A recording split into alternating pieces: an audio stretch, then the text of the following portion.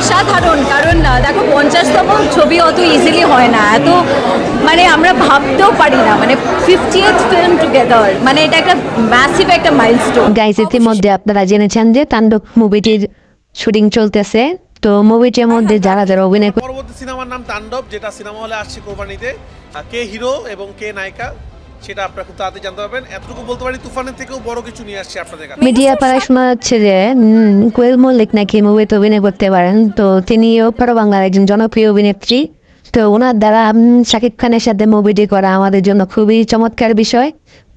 এদের মধ্যে আপনারা জানেন যে শাকিব খানের বরবাদ মুভিটি পুরা দেশব্যাপী ছড়িয়ে পড়েছে।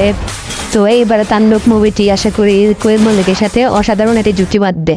তো ছবিটি শুটিং অলরেডি চলতেছে। রায়হান রাফি মুভি মানে আগুন, এবার তাণ্ডব করবেন এই যে পুরা হল কাঁপাবে। আপনারা সবাই মুভিটি দেখবেন আর আমার চ্যানেলের পাশে থাকবেন সর্বদা নিউজ পাওয়ার জন্য। ধন্যবাদ সবাই।